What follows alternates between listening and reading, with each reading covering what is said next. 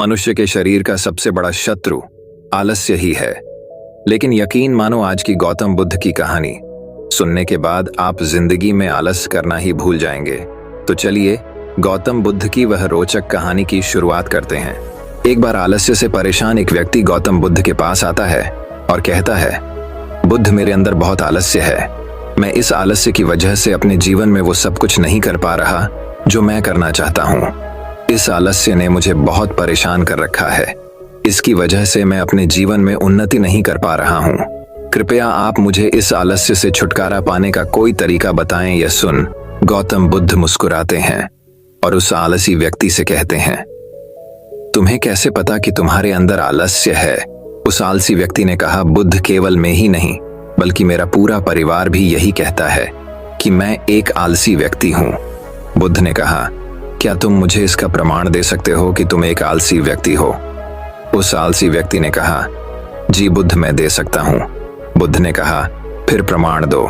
उस आलसी व्यक्ति ने कहा, बुद्ध, मैं यह तो जानता हूँ कि सुबह उठना मेरे स्वास्थ्य और मेरे मन दोनों के लिए ही लाभकारी है, लेकिन मेरा आलस्य मुझे सुबह जल्दी उठने ही नहीं देता। बुद्ध ने कहा, अच्छा, परंतु क्या तुम्हें पता है कि आलस्य होता क्या है? उस आलसी व्यक्ति ने कहा, बुद्ध, मुझे यह तो नहीं मालूम कि आलस्य होता क्या है, लेकिन यह जो कुछ भी है बहुत बुरा है। बुद्ध ने कहा, आलस्य एक मानसिक अवस्था है, एक भाव है, एक विचार है जिसे जाने अनजाने में हम इंसान खुद ही अपने अंदर पैदा करते हैं। आलसी व्यक्ति ने कहा, परंतु वो कैसे बुद्ध? तो बुद्ध ने कहा, पहले तो तुम ये समझो कि हमारे भीतर आलस्य दो कारणों से पैदा होता है। पहला कारण है शारीरिक और दूसरा कारण है मानसिक। शारीरिक आलस्य का पहला कारण है भोजन। जब हम कोई ऐसा भोजन ग्रहण करते हैं जिसमें खुद कोई जीवन नहीं है, तो ये भोजन हमारे शरीर के लिए बोझ बन जाता है और फिर ये हमारे अंदर रोग पैदा करता है, क्योंकि हमारा शरीर भोजन से मिलने वाली ऊर्जा के सहारे चलता है और फिर हम इसे जैसा भोजन देते हैं वैसे ही ऊर्जा हमारे शरीर को भी प्राप्त होती है। इसलिए अगर तुम आलस्य से बचना चाहते हो तो आसानी से पचने वाले और सीधे प्रकृति से प्राप्त होने वाले कुछ पदार्थों को अपनी भोजन में शामिल कर दो। शरीर के स्तर पर आलस्य का दूसरा कारण है गलत तरीके से चलना, गलत तरीके से बैठना और गलत तरीके से लेटना। गौतम बुद्ध ने भिक्षुओं के तरफ इशारा करते हुए उस आलसी व्यक्ति से कहा, अगर तुम ध्यान से देखो, तुम्हें आश्रमों के इन भिक्षुओं के चलने, बैठने और लेटने की अवस्थाओं में एक विशेष प्रकार का संग्रह नजर आएगा। जब ये चलते हैं तो इनके पैरों के बीच एक तालमेल होता है। जब ये बैठते हैं तो इनकी रीढ़ की हड्डी एकदम सीधी होती है और गर्दन थोड़ी सी ऊपर होती है, और जब ये लेटते हैं तो इनका शरीर एकदम शील होता है। इनके शरीर के किसी भी अंग पर कोई तनाव नहीं होता, जिसके कारण ये एक गहरी और आरामदायक नींद ले पाते हैं। उस आलसी व्यक्ति ने पूछा, बुद्ध, क्या पर्याप्त निर्णय लेना भी उतना ही जरूरी है? बुद्ध ने कहा, ना कम ना ज्यादा। हमेशा ही पर्याप्त मात्रा में सोना लाभकारी होता है। अगर तुम आज रात पर्याप्त नींद नहीं लेते तो तुम्हारा कल का पूरा दिन थकान और आलस्य भरा होगा। इसलिए पर्याप्त नींद भी उतनी ही जरूरी है। आलसी व्यक्ति ने कहा, हाँ बुद्ध, ये तो मैंने भी महसूस किया है।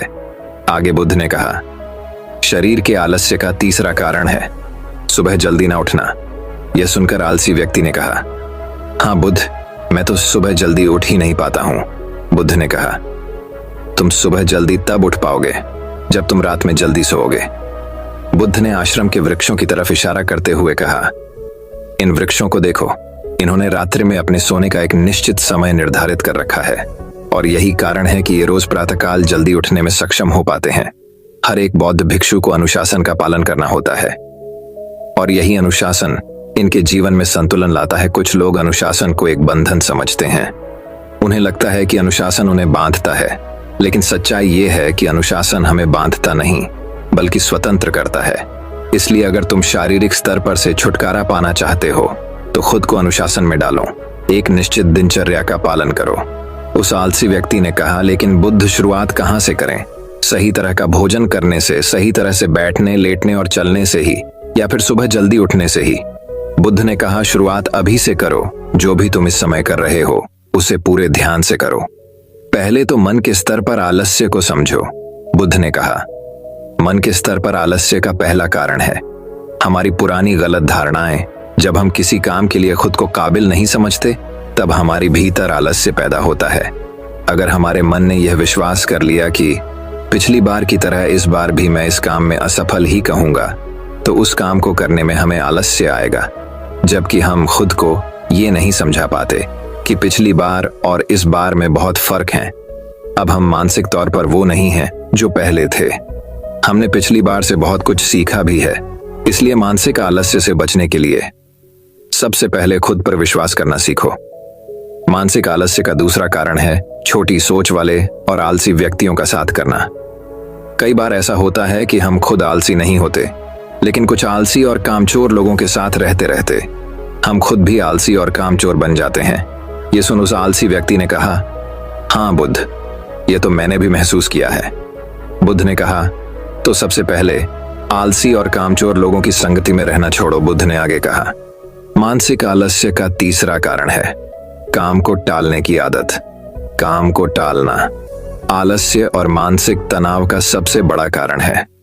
शुरुआत में तो हमें पता नहीं चलता, लेकिन धीरे धीरे यह आदत हमारे अंदर घर कर जाती है।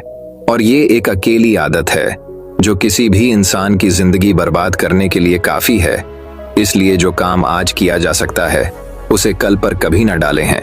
बुद्ध ने कहा, मानसिक आलस्य का चौथा कारण है लक्ष्य का स्पष्ट न होना। मान लो तुम किसी बड़े से रेगिस्तान में फंस चुके हो और तुम्हें जोरों की प्यास लगी है, तब तुम क्या करोगे? उस आलसी व्यक्ति ने कहा, मैं पानी की तलाश करूंगा। मैं कोशिश करूंगा कि जल्द से जल्द रेगिस्तान के पास वाले गांव में पहुंच जाऊं। बुद्ध ने कहा, लेकिन अगर बहुत कोशिश करने के बाद भी तुम्हें पानी ना मिले, तब उस आदमी ने कहा, मैं तब भी प्रयास करता रहूंगा, क्योंकि मेरे पास और दूसरा कोई विकल्प ही नहीं होगा। गौतम बुद्ध ने मुस्कुराते हुए कहा, इंसान को आलस्य तभी घेरता है जब उसके पास कोई स्पष्ट लक्ष्य ना हो या फिर उसके समक्ष बहुत से विकल्प उपलब्ध हों। इसलिए लक्ष्य का निश्चित होना परम अवश्य है। अगर तुम सुबह उठकर कुछ नहीं कर पा रहे हो, तो उसका कारण तुम्हारी नजर का स्पष्ट ना होना है। अगर तुम भविष्य में होने वाले रोगों और उन रोगों से होने वाली पीड़ा को स्पष्ट रूप से महसूस नहीं कर पा रहे हो। बुद्ध ने आगे कहा, मन के स्तर पर आलस्य का पांचवा कारण है किसी काम को करने की कोई बड़ी वजह ना होना। मान लो तुम बहुत से कीमती गहने लेकर एक सुनसान रास्ते से गुजर रहे हो। तुम चलते चलते बहुत थक चुके हो और तुम्हारा बैठने का मन कर रहा है और तुम एक बड़े से पेड़ के नीचे आराम करने के लिए बैठ जाते हो। तुम अभी बैठे ही थे कि तुमने देखा कि दूर से कुछ डाकू तुम्हारी तरफ भागे आ रहे हैं। तो क्या ऐसी परिस्थिति में भी तुम्हारा आलस्य तुम्हें भागने से रोक सकेगा? नहीं ना। तो मेरी एक बात को समझो, तुम्हारा आलस्य केवल तुम्हें उन्हीं कामों को करने से रोक सकता है जिन्हें करने की तुम्हारे पास कोई बड़ी वजह नहीं है। वह आलसी व्यक्ति कहता है, आपका बहुत बहुत धन्यवाद बुद्ध, आपसे मुझे आलस्य का सारा खेल समझ आ गया। गौतम बुद्ध कहते हैं, मेरी एक बात हमेशा याद रखना, जहां स्पष्टता है और काम को करने की कोई बड़ी वजह है, वहां आलस्य हो ही नहीं सकता। तो दोस्तों, अगली आलस्य के ऊपर गौतम बुद्ध की एक रोचक कहानी कुछ इस प्रकार शुरू होती है। एक बार की बात है, एक आलसी आदमी बुद्ध के पास आकर कहता है कि हे बुद्ध, मैं अपने आप से बहुत परेशान हूं। मैं बहुत ही आलसी आदमी हूं, इसीलिए सब लोग मुझे ताने देते रहते हैं। क्या आपके पास कोई ऐसा मार्ग है जिससे मेरा आलस्य दूर हो सके? यह सुनकर बुद्ध ने कहा कि तुम्हें कैसे पता कि तुम आलसी आदमी हो? इस बात का उत्तर देते हुए वो आदमी बोला कि हे बुद्ध, सब लोग मुझसे कहते रहते हैं कि तू बहुत आलसी आदमी है, तुझसे कोई काम ठीक से नहीं होता, तू हर काम को टालता रहता है और भी ना जाने क्या क्या बातें कहते रहते हैं। यहाँ तक कि मेरे परिवार के लोग भी मुझे आलसी आदमी कहकर पुकारते हैं। यह सुनकर बुद्ध उस आदमी से पूछते हैं कि तुम्हारे पास आलसी होने का कोई प्रमाण है? क्या तुम यह सिद्ध कर सकते हो कि तुम एक आलसी आदमी हो? यह सुनकर वह आदमी कहता है कि बुद्ध, मैं कभी भी सुबह जल्दी नहीं उठ पाता और हर काम को टालता रहता हूँ। मुझे लगता है कि आलसी होने के लिए यह प्रमाण काफी होगा। इस आदमी की बातें सुनकर बुद्ध कहते हैं कि आलस्य को समझने के लिए हमें यह जानना होगा कि आलस्य क्या है और वह किसी आदमी के शरीर में कैसे जन्म लेता है। अगर कोई आदमी किसी काम में पूरा मन नहीं लगा पा रहा, उसमें उस काम के प्रति जोश नहीं है, उत्साह नहीं है, तो उसका कारण आलस्य होता है। आलस्य जोश और उत्साह का विपरीत होता है। इसे समझने के लिए हमें यह जानना अति आवश्यक है कि आलस्य आदमी के शरीर में दो स्तर पर जन्म लेता है, शारीरिक स्तर और मानसिक स्तर। ये कहते हुए बुद्ध ने उसे समझाना शुरू किया कि सबसे पहले शारीरिक स्तर पर आलस्य को समझते हैं।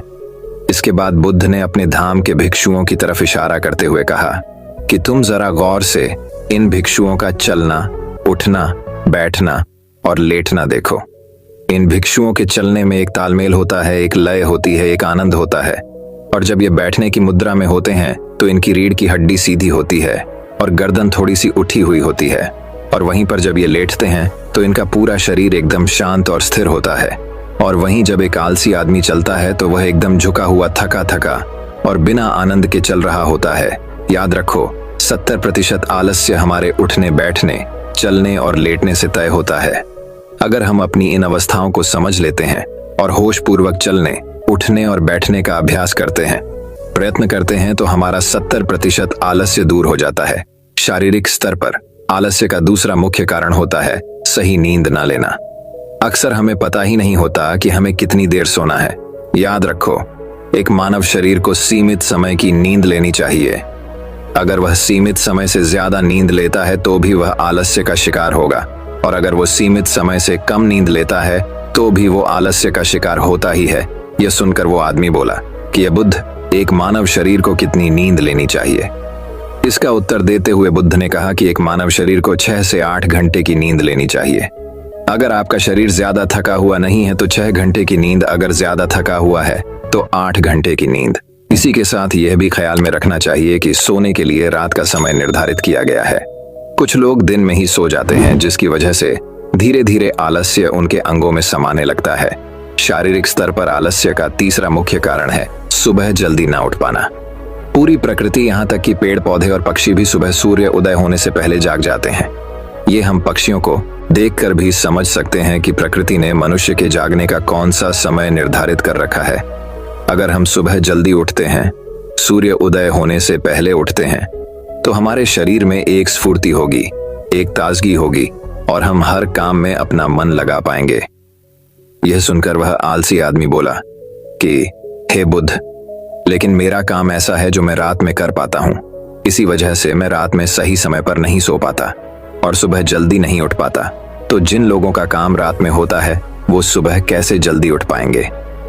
यह सुनकर बुद्ध कुछ सोच विचार करते हैं और उसके बाद कहना शुरू करते हैं कि जिन लोगों का काम रात में होता है उन्हें अपना काम पूरा मन लगाकर करना चाहिए।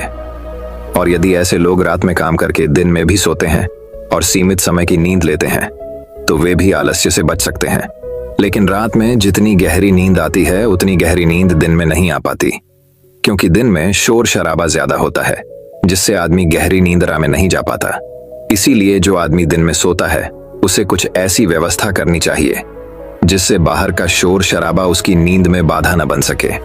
इसके लिए वो अपने कानों में रुई वगैरह ढूंढ सकता है, जिससे बाहर की आवाज उसके कानों में ना पड़े और वो गहरी नींद रा ले पाए। शारीरिक स्तर पर आलस्य का अगला मुख्य कारण होता है भोजन। सही समय पर और सही भोजन करना शरीर के लिए अति आवश्यक होता है। कुछ लोग ऐसा भोजन करते हैं जिसमें कोई जान ही नहीं होती। अब आप ही सोचिए, जिस खाने में जान ही नहीं है, जिस खाने में ऊर्जा ही नहीं है, वह खाना आपके शरीर को ऊर्जा कैसे दे सकता है? और अगर इंसान ऐसा खाना खाएगा तो उसका शरीर किसी भी काम को करने में प्रतिरोध करेगा ही। अक्सर गलत समय पर उल्टा सीधा भोजन करने से आदमी का मोटापा बढ़ता चला जाता है और एक पतले इंसान के मुकाबले एक बाहरी शरीर वाले इंसान के शरीर में ज्यादा आलस्य पाने की संभावना हो जाती है। इसीलिए ऐसा भोजन करो जो प्रकृति से सीधा प्राप्त हो रहा हो, जिसमें कुछ ऊर्जा हो। यह सुनकर उस आदमी ने कहा कि हे बुद्ध, शारीरिक स्तर पर तो आलस्य को मैं समझ गया हूं, लेकिन मानसिक स्तर पर आलस्य क्या होता है? इसका उत्तर देते हुए बुद्ध कहते हैं कि इंसान को अपने जीवन में बहुत सारी नाकामयाबी मिलती है। जब वह नाकामयाब होता है, किसी काम को पूरा नहीं कर पाता, तो उसका जोश और उत्साह अगले काम को करने के लिए ठंडा पड़ता जाता है। जब भी वो किसी नए काम को शुरू करता है तो उसका पिछला काम उसके मन को प्रभावित करता रहता है। इसीलिए वो नए काम को पूरे जोश के साथ और पूरा मन लगाकर नहीं कर पाता और यही आलस्य का कारण बन जाता है, जिसकी वजह से वो नया काम भी पूरा नहीं हो पाता, क्योंकि उसमें उसका पूरा मन और पूरा जोश नहीं लगा होता है। इसके लिए हमें ये समझना जरूरी होता है कि जो पिछला काम हमारा पूरा नहीं हो पाया, उससे भी हमें बहुत कुछ सीखने को मिला है। उससे हमें एक अनुभव मिला है जो हम अपने नए काम में लगा सकते हैं। तो पिछले काम के प्रति नकारात्मक नजरिया रखने की बजाय सकारात्मक नजरिया रखेंगे तो आलस्य हमारे मन में नहीं आएगा।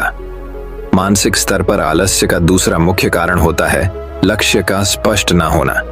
यह कहकर बुद्ध उस आलसी आदमी से सवाल करते हैं कि मान लो यदि तुम किसी जंगल में फंस गए हो और तुम्हारे पास खाने पीने के लिए कुछ भी नहीं है तो तुम क्या करोगे।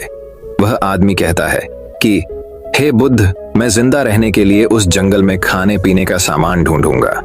यह सुनकर बुद्ध कहते हैं कि अगर तुम्हें फिर भी खाने पीने का सामान नहीं मिलता तो इसका जवाब देते हुए वो आदमी कहता है कि हे बुद्ध, तो मैं किसी भी तरह किसी भी कीमत पर उस जंगल से बाहर निकलने का पूरा प्रयास करूंगा।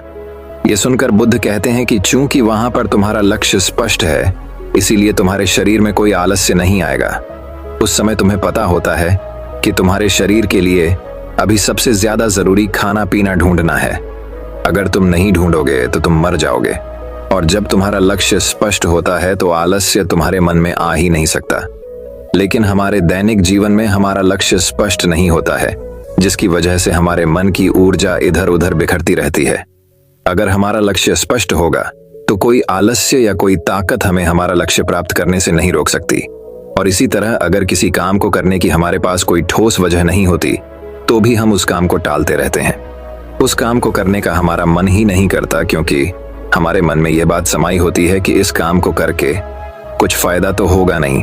इसीलिए किसी काम को करने के लिए उसकी ठोस वजह जानना बहुत जरूरी होता है। बहुत सारे लोग व्यायाम करने की अहमियत नहीं समझते हैं, क्योंकि वह इसकी वजह नहीं देख पा रहे हैं। वह सोचते हैं कि व्यायाम करने से क्या फायदा, लेकिन जो आदमी दूरदर्शिता रखता है, जो यह देख पाता है कि अगर मैं आज यह व्यायाम नहीं करूंगा तो भविष्य में मेरा शरीर कितने रोगों से ग्रस्त हो सकता है, तो ऐसे आदमी के पास स्पष्ट लक्ष्य भी होता है और ठोस वजह भी होती है, और इसीलिए वो लोग व्यायाम भी करते रहते हैं। मानसिक स्तर पर आलस्य का अगला मुख्य कारण होता है आलसी लोगों का साथ। अक्सर कुछ लोग आलसी नहीं होते, लेकिन उनके आसपास के लोग आलसी होते हैं। अगर आपकी संगति में आलसी लोग भरे हुए हैं तो आप भी उनकी तरह हो जाएंगे। आपका भी मन काम करने से भागने लगेगा। आलस्य एक छुआछूत की बीमारी की तरह होता है। जितने ज्यादा आलसी लोगों से आप घिरे हुए हैं, आपका मन उतने ही आलस्य को पकड़ लेगा। मानसिक स्तर पर आलस्य का अगला मुख्य कारण है किसी भी काम को टालते रहना। कुछ लोगों की आदत होती है काम को टालते रहना। आज का काम कल पर, कल का काम परसों पर। हमें यह महसूस भी नहीं होता कि धीरे धीरे यही हमारी आदत बन जाती है, और यह काम को टालने की आदत धीरे धीरे आपको आलसी बना देती है। इसीलिए किसी भी काम को कल पर मत टालो। और सबसे आखिर में बुद्ध ने कहा कि किसी भी काम को करने के लिए आपके पास उम्मीद होनी चाहिए, उत्साह और जोश होना चाहिए। हर काम को नया काम समझ के करना चाहिए। इसके बाद बुद्ध ने उस आदमी से कहा कि याद रखना, अगर तुम्हारे पास कोई स्पष्ट लक्ष्य है और उसे करने के लिए तुम्हारे पास कोई ठोस वजह भी है, तो दुनिया की कोई ताकत तुम्हें वो काम करने से नहीं रोक सकती। दोस्तों, जीवन में अगर कुछ हासिल करना है तो हमारे पास सिर्फ आज का ही समय है। ये मत सोचो कि कल आएगा। ये मानकर चलो कि हमें जीने के लिए सिर्फ यह 24 घंटे मिले हैं। इन 24 घंटों में मरने से पहले मैं क्या कर सकता हूँ, यह समझ लीजिए कि एक एक सेकंड मिलकर 1 मिनट बनता है, और एक एक मिनट मिलकर 1 घंटा बनता है, और घंटे दर घंटे एक पूरा दिन बनता है। तो हमारे लिए सबसे ज्यादा जरूरी वो सेकंड है जिनसे पूरा दिन बना हुआ है। इसीलिए अपने किसी भी सेकंड को बर्बाद मत करो, क्योंकि एक बार जो घड़ी बीत गई वो वापस लौटकर कभी नहीं आती। तो दोस्तों, अगली आलस्य के ऊपर गौतम बुद्ध की एक रोचक कहानी कुछ इस प्रकार शुरू होती है। गौतम बुद्ध के सब शिष्यों में एक ऐसा भी शिष्य था जो बहुत आलसी था, परंतु वे उससे भी उतना ही स्नेह करते थे जितना अन्य शिष्यों को। एक दिन गौतम बुद्ध ने उस शिष्य को एक कथा सुनाते हुए कहा, किसी गांव में एक ब्राह्मण रहा करता था। वह बहुत ही अच्छा इंसान था, लेकिन उसके अंदर एक बहुत ही खराब आदत थी, काम को टालने की। वह हमेशा ही आज के काम को कल पर टालता रहता था। वह यह मानकर चलता था कि जो कुछ भी होता है भाग्य से ही होता है। वह बड़ा ही आलसी और कामचोर था। एक दिन एक साधु उसके घर आया। ब्राह्मण और उसकी घरवाली ने उसका खूब आदर सत्कार किया। साधु ने चलते समय खुश होकर ब्राह्मण से कहा, तुम बहुत गरीब हो, लो मैं तुम्हें पारस पत्थर देता हूँ। 7 दिन के बाद मैं आऊंगा और इसे ले जाऊंगा। इस बीच तुम जितना सोना बनाना चाहो बना लेना। ब्राह्मण ने पत्थर ले लिया। साधु चला गया। उसके जाने के पश्चात ब्राह्मण ने घर में लोहा खोजा। उसे बहुत थोड़ा लोहा मिला। उसी को सोना बनाकर बेचा और कुछ सामान खरीद लाया। अगले दिन स्त्री के बहुत जोर देने पर वह लोहा खरीदने बाजार गया तो लोहा कुछ महंगा था।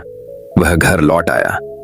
2-3 दिन बाद फिर वह बाजार गया तो पता चला कि लोहा अब पहले से भी ज्यादा महंगा हो गया है। कोई बात नहीं, उसने सोचा 1-2 दिन में भाव जरूर नीचे आ जाएगा, तभी खरीदेंगे।